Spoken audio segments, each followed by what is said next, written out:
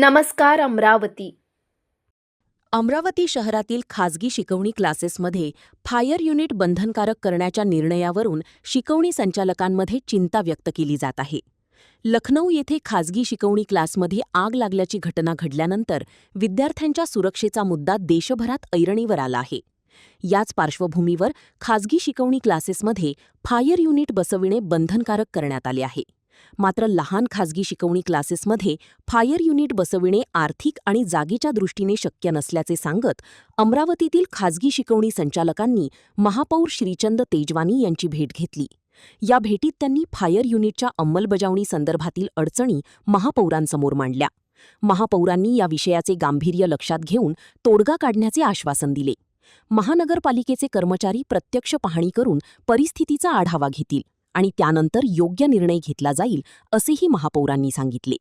दरम्यान विद्यार्थ्यांच्या सुरक्षेबाबत खाजगी शिकवणी संचालक देखील आवश्यक ती काळजी घेणार असल्याचे खाजगी शिकवणी संघटनेचे अमरावती जिल्हाध्यक्ष बंडोपंत भुयार यांनी सांगितले. महत्त्वाची गोष्ट की आम्ही महापौर साहेब आणि आयुक्त साहेबांना भेटायला आलोय, निवेदन द्यायला आलोय. अमरावती जिल्ह्यातील सर्व कोचिंग क्लासेसचे संचालक या ठिकाणी आज जमले आहे आणि फायरचा मुद्दा अतिशय कळीचा झालेला आहे. परंतु महापौर साहेबांनी आमचे सगळे म्हणणे ऐकून घेतले आणि त्याच्यातून मध्यम मार्ग कसा काढायचा, सगळ्यात महत्त्वाची म्हणजे फायर ऑडिट करणं सगळ्या कोचिंग क्लासेस संचालकांना शक्य नाही आहे. तर त्याच्यामुळे फायर एक्सटिंग्विशर बसवता येईल, होजियरी जी असते ती बसवणं शक्य नाही आहे आणि त्याऐवजी फायर एक्सटिंग्विशर बसवून याच्यातून मध्यम मार्ग काढायचा असा प्रयत्न प्रशासनाचा आणि कोचिंग क्लासेस संचालकांचा आहे. आज आमची बैठक आदरणीय महापौर साहेबांबरोबर अतिशय यशस्वीपणे पार पडलेली आहे. त्यांनी आमचे म्हणणे ऐकून घेतलेले आहे आणि आम्ही त्यांना सहकार्य करण्याच्या भूमिकेमध्ये आहोत आणि पुढील काळामध्ये ज्यांच्याकडे फायर एक्सटिंग्विशर नसेल त्यांच्याकडे आम्ही फायर एक्सटिंग्विशर बसून घेऊ. फक्त जी मोठी महागडी होजियरी असते, ज्याला 2.5-3 लाख रुपये 4 लाख रुपये खर्च असतो, तो सर्वच कोचिंग क्लासेस संचालकांना परवडत नाही आणि ते करणं शक्य नाही आहे. ते ज्यांच्या बिल्डिंग 5-6 मजलीपेक्षा जास्त आहे त्यांनाच एवढा खर्चिक करणं शक्य असतं आणि म्हणून या सगळ्या गोष्टी आमच्या महापौरांनी ऐकल्या आणि त्याच्यातनं आम्ही सगळे कोचिंग क्लासेस संचालक फायर एक्सटिंग्विशर बसून होजियरी न बसवता त्याला आम्ही तयार आहोत.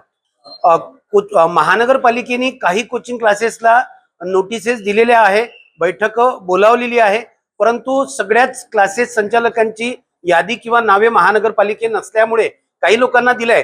पण वस्तुस्थिती अशी आहे की लखनौमध्ये जी आग लागली आहे ते मुळात कोचिंग क्लासेसच नव्हते. तिथे ॲनिमेशन सेंटर होते, तिथे व्हिडिओ गेमिंग सेंटर होते, परंतु गेल्या 8-10 दिवसापासून संपूर्ण राज्यभर कोचिंग क्लासला आग लागली लखनौ येथील. पण तिथल्या पोलीस विभागानेच ही गोष्ट क्लिअर केली आहे की तिथे कोचिंग क्लासेस नव्हतं, व्हिडिओ गेमिंग सेंटर होतं, ॲनिमेशन सेंटर होतं आणि म्हणून उगाच गेल्या 10-15 दिवसापासून कोचिंग क्लासेस संचालकांना मनस्ताप सहन करावा लागतोय, त्यांना त्या गोष्टीचा त्रास होतो आहे.